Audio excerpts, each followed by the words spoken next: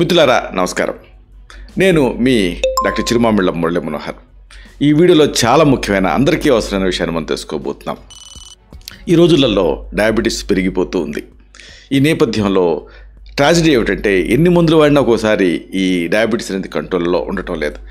దీనికి ఒక పరిష్కారం ఏమిటి అంటే మన వంటగదిలోనే ఉండే మెంతి గింజలు. అయితే చాలామందికి ఈ మెంతి గింజల్ని అసలు ఎలా వాడాలి, దీన్ని ప్యారల్గా ఒకవేళ వాడుతూ ఉన్న మందులతో పాటు వాడచ్చా, ఈ విషయాలు తెలియవు. దీని గురించిన పూర్తి వివరాలని మనం తెలుసుకుందాం. ఒక రకంగా ఇది డయాబెటీస్ని ఎదుర్కొనే శక్తి అని చెప్పొచ్చు. ఒక కాంప్లిమెంటరీ థెరపీ అని చెప్పొచ్చు. దీని గురించి ఇది మనం తెలుసుకోబోతున్నాం. మన శరీరంలో ఎప్పుడొకప్పుడు మొదలైనటువంటి మార్పులు, జీవనశైలి అలవాట్లు క్రమంగా మన జీవక్రియల్ని ప్రభావితం చేస్తున్నాయి. వీటి ఫలితమే ఈ మధుమేహం అంటే డయాబెటీస్. కొన్నిసార్లు ఒక నిశ్శబ్ద శత్రువులాగా లోపల పేరుకొని పోయి మన ఆరోగ్యాన్ని ఇది క్షీణింపజేస్తుంది. ఈ వ్యాధికి భయపడటం సహజమే, కానీ దాన్ని ఎదుర్కోవటానికి మన పూర్వీకులు అందించినటువంటి ఒక అద్భుతమైన సాంప్రదాయ ఔషధం ఉంది. ఇదే మెంతి గింజలు. ఇది కేవలం ఒక వంట దినుసు మాత్రమే కాదు, ఒక అద్భుతమైన ఆరోగ్య రహస్యం. ఈ చిన్న గింజలో దాగున్నటువంటి అనంతమైన శక్తిని అటు ఆధునిక శాస్త్రం, ఇటు ఆయుర్వేదం రెండూ కూడా ఆ ముక్త కంఠంతో, ఏకకంఠంతో ప్రశంసిస్తున్నాయి. ఇది మనం తెలుసుకోబోతున్నాం. ఆయుర్వేదం ప్రకారంగా మన శరీరంలో ఉండేటటువంటి అగ్ని అంటే ఇంకా స్పెసిఫిక్గా జఠరాగ్ని మందగించినప్పుడు జీర్ణక్రియ సరిగ్గా జరగదు.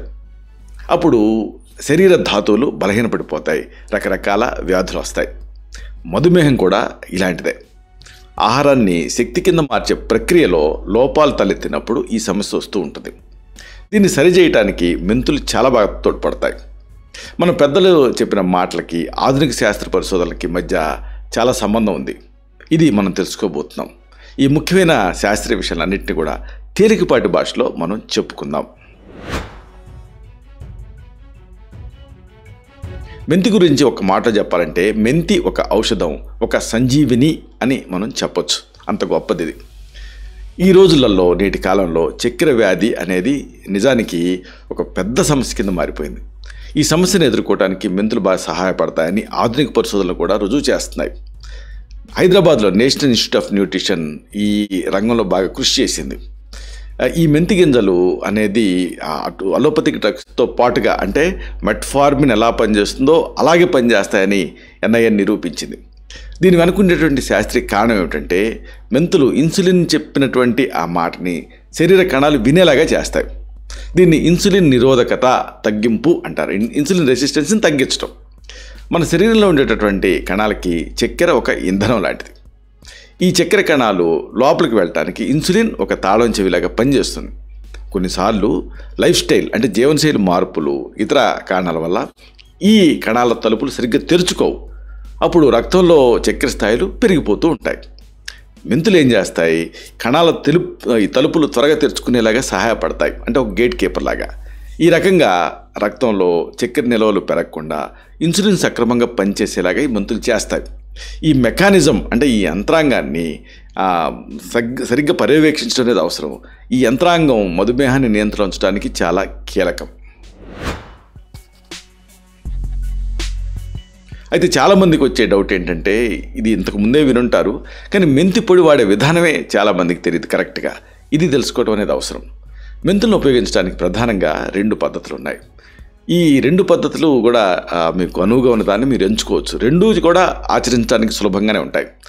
మొదటి పద్ధతిలో మెంతుల్ని కాస్త దూరగా వేయించి పొడి చేసుకోవాలి. ఈ పొడిని ఒక డబ్బాలో పెట్టుకొని రోజు ఆహారంతో పాటు తీసుకోవచ్చు. దీనిని ఉపయోగించడం వల్ల రక్తంలో ఉండేటువంటి చక్కెర స్థాయిలు తగ్గుతాయి. సాధారణంగా ఎంత డోసు అంటే ఒక స్పూన్ మెంతి పొడిని ఒక ముద్ద అన్నంలో కానీ, కూరలో కానీ, లేకపోతే ఫుల్కాలో కానీ కలుపుకొని తినవచ్చు. ఇదో పద్ధతి. మజ్జిగలో కలిపి కూడా తాగొచ్చు. ఇలా కూడా చేయొచ్చు.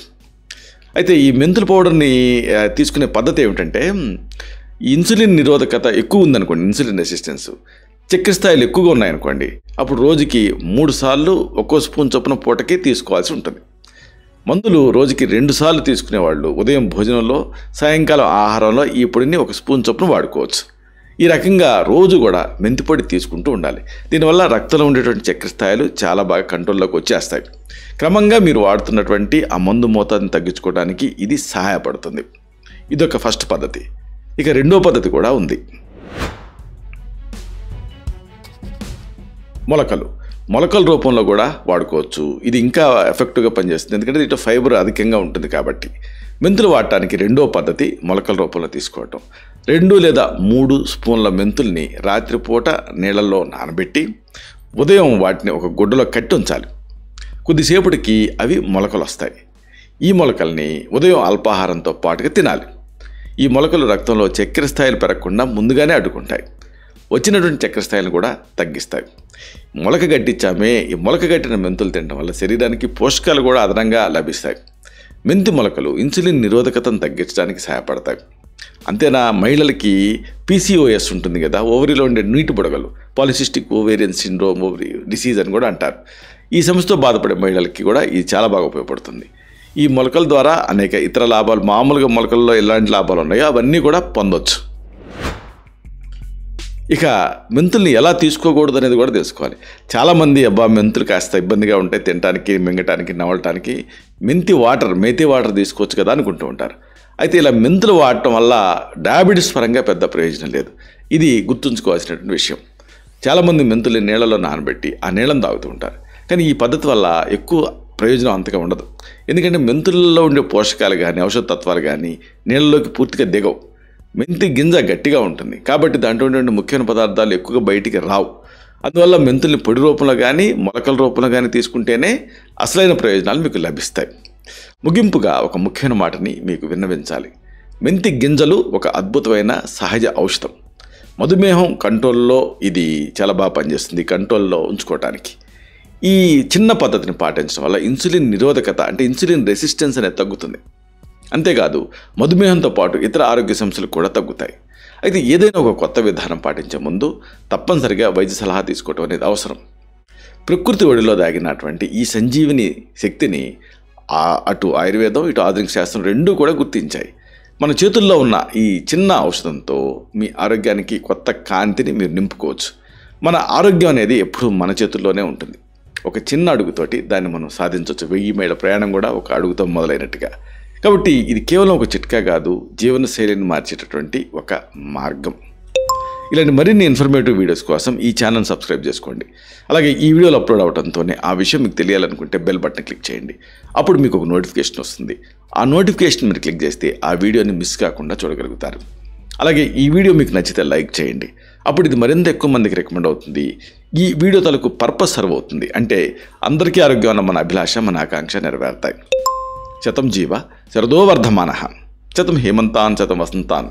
100 శరత్తులు, 100 హేమంతాలు, 100 వసంతాలు వర్ధిల్లుతూ జీవించండి. Stay healthy, stay happy, be positive, keep smiling. Love you all. శుభం.